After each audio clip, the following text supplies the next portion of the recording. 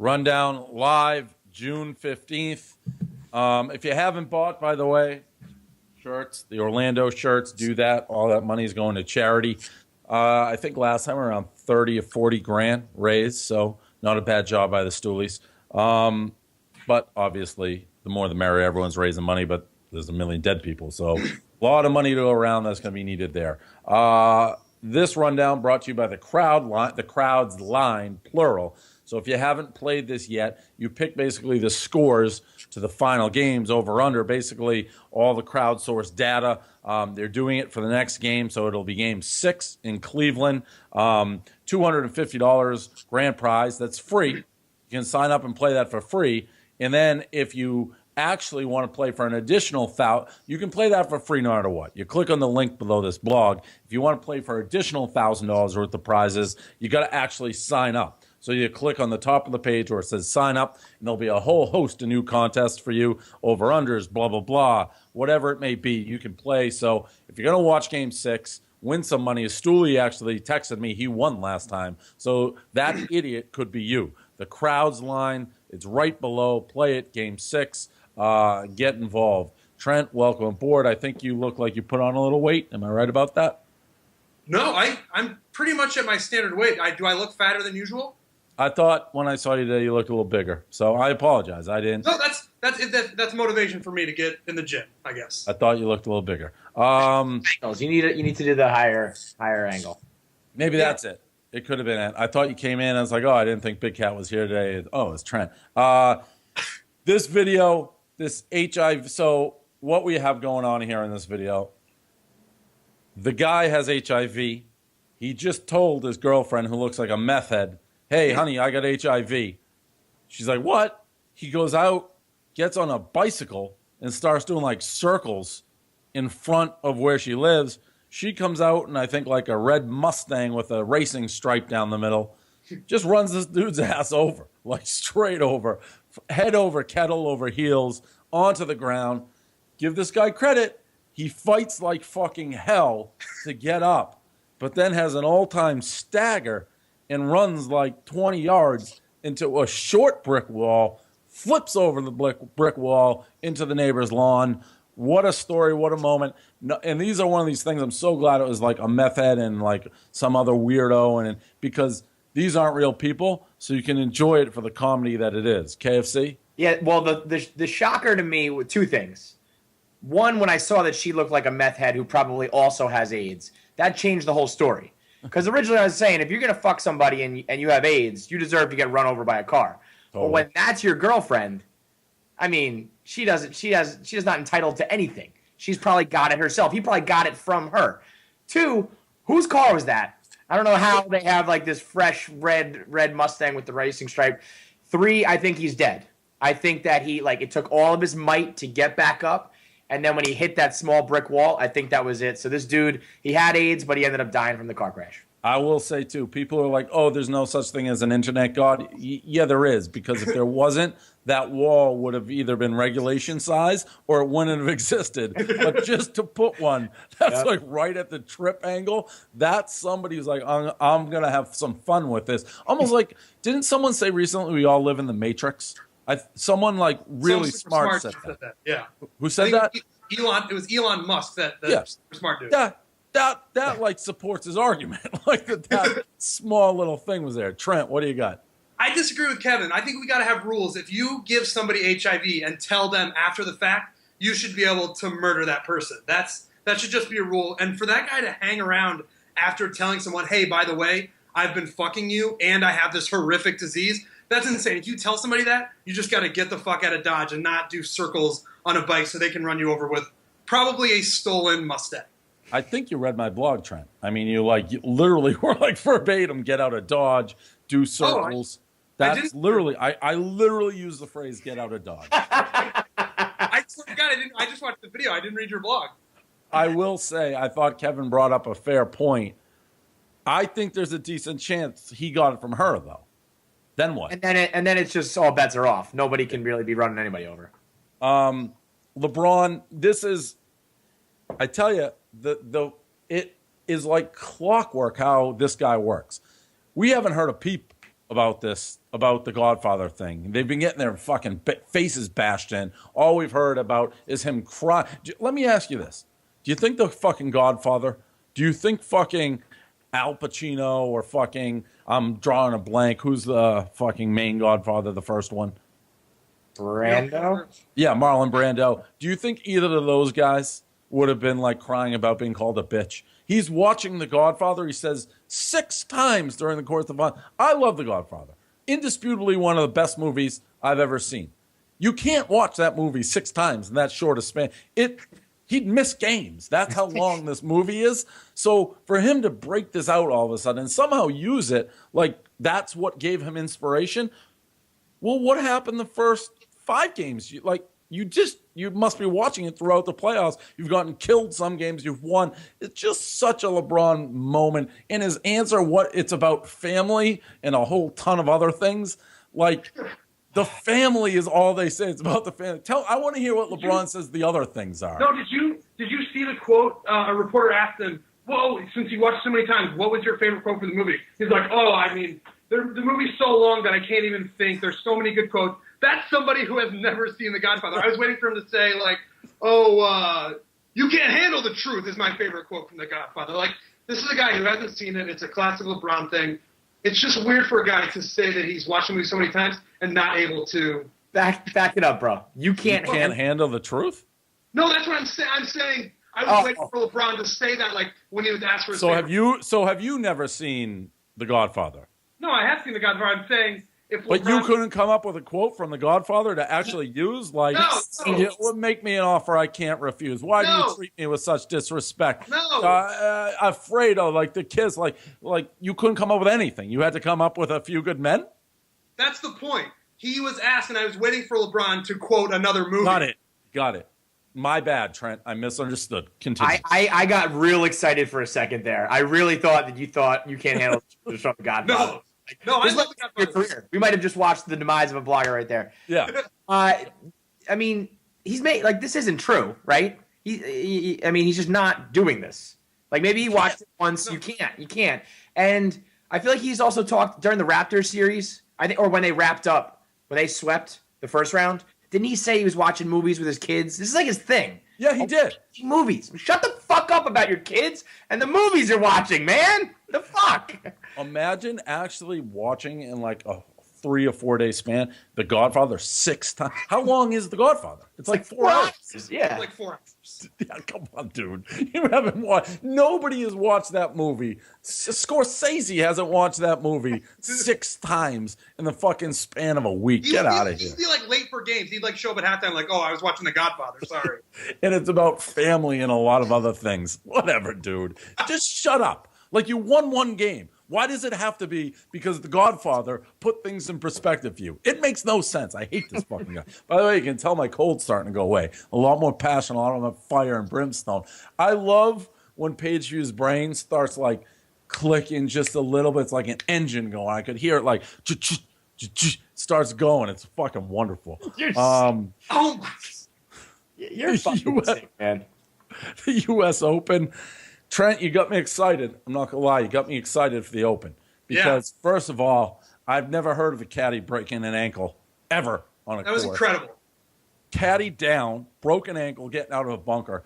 Then we got this this groundskeeper who doesn't look like he can mow the bunker. He looks like that actually looked like you're going to lose a appendage situation really soon. Yeah. I don't know if you saw the email, Trent, we got after from an actual groundskeeper who like ripped this guy's technique apart and then called that guy a hardo. He wrote like a 3-paragraph email like, "This is how you groundskeep. This is what you do. That guy's a hardo." No, you're the hardo.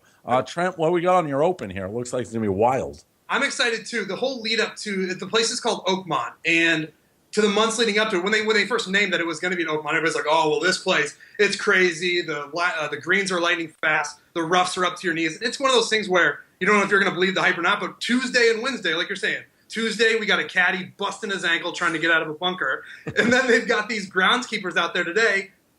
They showed another video before that of some other groundskeeper just struggling with a lawnmower. So I'm actually going to believe the hype. If you've got guys, breaking legs and potentially like falling on top of a lawnmower that is flipped over. Like, I was just envisioning that guy's face in the bunker on top of a lawnmower. And this is Tuesday and Wednesday. We're not even into the actual tournament win. It is, like, apparently a really hard course. So if these early theatrics are any indication, it's going to be an incredible couple of days. KFC? This is what I need to get the juice flowing for golf for me, for the U.S. Open. I need broken ankles from caddies. I need groundskeeper fights. So I need this to keep going to carry me through Sunday, or I'm going to lose interest fast. We also have 2 of the Penguins are following the People's Golfer. Oh, no shit. Wow. Yeah, Brian DeMolin and Justin Schultz. They'll be following him around all weekend. Where is he? I haven't. Did he start? I don't know. Is he in Pittsburgh? Yeah, it's 2 of the guys from the Penguins. I think it's a bunch of them. No, I understand that. So I'm saying, where's the tournament that Renner's in? The tournament? No. They're following Bradley. Oh, they're following Keegan. The new People's Golfer. Got it. I actually thought they were at like a minor league tournament following Renner around, which would have been unbelievable. All right, that's good to know. Because they know Keegan or because they know us? They're stoolies. Does Keegan know that? I think so. I think you retweeted him. How did you know that? They're coming on. 2 of them are coming on the show tomorrow. Oh, look at you guys! Right? Is it Nick Bonino? It's Bonino is the stoolie, though, right? Yeah. I know it's Justin Schultz, Brian DeMolin. I think there's a bunch of them, so it could definitely be him too. All right. It's in Pennsylvania, so it's probably close. I should have fucking tried to get Bonino on my podcast. I may try to swoop him tonight. That's what you guys do. Commercial break. This Trump protester freak out. So the guy, it's like a couple guys in, I think, Portland, just building the wall, doing what they do. I got to tell you, it's got to be great to be a Trump guy if you like pissing people off, because you literally just have to show up. If you just show up and you're like, I like Trump, people get ballistic, like they lose their mind. You wear a hat, you might as well spit in their face. So this one guy, they start chanting USA, and he absolutely can't take it. Wait a minute! You think shouting USA is the only thing for patriotism? To a degree, he's got a point. He's like, that's all you guys do. That's basically what he's yelling, like that's patriotism. But I like it. I like watching people go nuts. KFC, what do you got? Trump has just flipped the game on its head, because all these Trump supporters aren't political people. They can't engage in a political debate. That dude probably has a million great points about Hillary or whatever, and there's Trump guys who are just gonna be like, no, bro, USA, build a wall, USA, and they just go fucking crazy over it. I'm not exactly a fan of like you said, like these people just show up and that's all they do is yell Trump, USA. But the fact that they can just needle these Hillary people and the other side is incredible. And they make the other side look 1,000, because if you're if you're an alien and you're just judging this, you'd be like, those people are absolutely insane. Like the Trump people are normal because they're not even doing anything. They're just sitting there, and these people who claim they have all these arguments, they literally, their brains explode. Trent? Yeah, that's what I was going to say. This guy showed up. He was like, I'm going to have coherent conversations and debates with these guys. And then it's like how Trump debates. He just says broad strokes. And if these guys just start chanting USA, USA, I wanted to join in with them. And I'm not a huge Trump guy. So it's it catches like wildfire. If you just start chanting USA in someone's face, it does not matter what they say. Everyone around you is good. It's America. You're going to want to start chanting USA. It's a genius strategy. It vaguely reminds me of the Lion Ted, that clip we had when the Lion Ted guy was actually debating Ted Cruz. And Ted Cruz says, but I didn't say that, and that's not the truth. And the guy would just be like, all right, Lion Ted. You can't come back to that. There's no answer for that. Right. There's no answer for that. So Trump's brilliant. Is Blind Mike in the office, Hank? I took the bus to the shop, and then I came home after, so I'm not there anymore. Ooh. Okay. What? Well, we have this porn for blind people. So can we see if in the process of us talking, you're such a super producer now that everybody fucking can't take your cock out of their mouth, Hank. So can we find out if we can get Blind Mike on this show? Yep. All right, let's try that. What do we think? Did you guys watch the the porno? The video begins with a small Latina with dirty blonde hair lying face down on a massage table with nothing but a small towel covering her ass. She's on her hands and knees, her back pleasantly arched. Her butt points up and out. We cut to a POV of a guy looking at a hot teen lying on the bed on her belly. The video That was real. I think that was like Pornhub put that out. That was the thing. I couldn't decide if it was real or not. I watched it. It's basically a narrator walking you through what's going on in a porn. Yeah, Pornhub is very savvy these days with viral. Right. So they changed like the theme of their website. They changed the name to Cornhub the other day. So I would not. I don't know. Porn's so weird though that like there's a chance. I mean, I'd probably give it a whirl. You know what I mean? Like I've seen everything. I've done everything. I think it would take some pretty intense narrating to speak on this stuff. Yeah, I mean, still got these bad boys. I haven't gotten them to work yet, but I'm just saying, I'll give anything at least a try. I have a weird question about like descriptive porn. Is it only for people who weren't blind at first and then were blind? Because what if it's a blind person who has been blind their entire life? The things that people are describing, like what's a shirt, like what are boobs, like True. that's what I don't understand that. That's always been my argument with like Helen Keller and shit. How can you even describe things to these people if they've never seen it? Yeah, it's a fair point. Like I don't understand. I will say, I know it would work for me. Not like they weren't even trying with that narration. That was wallpaper. That narration. If you want to get like a sexy narration, it would totally work for me. Anything can work for me. I can fucking read and be like, ooh, that's fucking hot. Anything could work. So totally that would work. But that wasn't trying. That was like almost meant to be a joke, I feel like. That's if what Blind it felt Mike makes what? But yeah, when I first watched it, I thought it was a joke too. Like I thought it was funny, but it seemed like something like a viral fake campaign. Yeah, so we'll see what happens. We'll get Mike's point of view. I mean, I'm curious whether Mike has to watch porn with like that microscope thing that he holds up, like one hand with the microscope, one on the dick. That's a little bit weird. Carlos, seriously. Is that what he does? I bet that's how he does it. You think you could turn away your laptop and turn up the volume and just like have them narrating porn and you'd be down with that? I think I would be. Yeah, I'm down with anything. I just sit here in silence and blast off. So it doesn't take much. Like I can do it my own brain. I mean, I will say, funny side note. So we had a big meeting with like Captain Morgan the other day. I'm talking like 20 fucking people, Excel in there, and they're Captain Morgan pirates. They're into pirate themes. Hey, you come to the right place. I go, listen, we got a real pirate I could bring on board here, and then I was like, never mind. You know what? I'm not going to go down this road on how we have an actual pirate, but we do. But I don't think it's right for the brand. We'll bring it up next time. Did you watch the Mets last night? I got out right as they broke up the no-hitter. I got out of the podcast at like the 7th inning. So did you notice pirates sitting in the crowd? I did. I mean, I barely saw that. No, that was like them. Carlos Williams, Bills running back. He's fat at camp. His excuse was his wife was pregnant. I at first thought he was going to say because he couldn't have sex, or he wasn't having sex, or he like gained weight. It's because she ate a lot. So as she's eating a lot, he ate a lot. I gotta be honest, that seems no joke the most natural, legitimate excuse in the KFC. I mean, did you put on weight? 1,000%. I feel like people were probably clowning on this article when it came out. Like, this is the realest shit ever. This happens. Because, first of all, you just want to eat. So, like, there's more food in the house. There's more snacks. You're eating, like, greasy shit.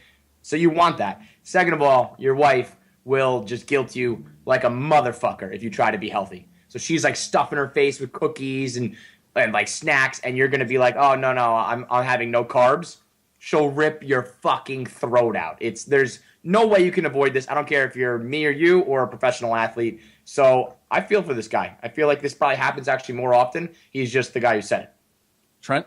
That's the thing. Like, I feel like people are saying, oh, he's a professional athlete. He gets paid to, like, stay in shape and keep his body ready for football. I don't have any kids, but the way you described it, if you're just sitting around and she's always, like, having these weird cravings, you got to go out and get something. If I'm going to go out and get something, I'm going to get one for myself, too. I'm not just going to go get it for somebody else and bring it home and watch them eat it. So I totally get it, despite not having any kids whatsoever. I'll 10x that.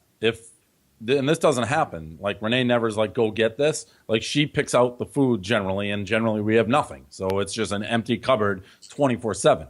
But if she were to stock it and have all these things, you'd all I'd eat it. And if she sends me to go get one thing, I'm getting like 10. Like, Right. I don't walk into any store that sells ice cream without buying ice cream and M&Ms and eating it all instantly. Like, And so, plus, I don't think any of us really have much guilt when we're eating. But Right. when you have this whole pregnancy thing where you're like, well, I have to do it. For my wife and my kid, I have to. Then you're in the spin zone. You're just like, oh, I have to eat 2 or 3 so she can have 4 or 5. Let's go. Yeah. I mean, it's just it's a snowball effect. and I don't need that. My point is, if the food is here, whatever is here, I eat almost instantly. It's just, Yeah. Renee doesn't really food shop. Like, I fend for myself. It's literally like a world war just happened over here. There's nothing. So, but if it's here, I'll eat it. You are, Um, Dave. That's quite heroic. Yeah. You OJ documentary. You guys aren't watching it. KFC, are you watching it? No, you just said no. I fully plan on it. I just have not yet. I feel like the buzz kind of caught up last night where I was like, oh, shit, I got to get on this. What about you, Trent? I'm not All watching. No. I'm also a little, like, OJ'd out. That's what I was gonna say. Like Didn't they just have a miniseries on somewhere else? Yeah, and I think this documentary is supposed to be much more well done than, like, the FX one, which was entertaining. But, I mean, there was a lot of OJ shit over the past year or so. I could see that. I don't know if you caught, though, the story that I blogged today, and that OJ supposedly really, sincerely said he hit a ball into the woods and it landed on a tee. I mean, it can't be real, but they tell it like it's real. Like, I posted the clip, and they make it sound like, OJ, that's impossible. Like, first of all, the guy didn't even play it right. He's like, what are the odds that could happen? It can't. But they made it sound like he legitimately was trying to pull a fast one. Like, oh, yeah, it landed on the top of the tee. It's way more bizarre and crazy of a story than murdering people. As I put in the blog, people get murdered every day.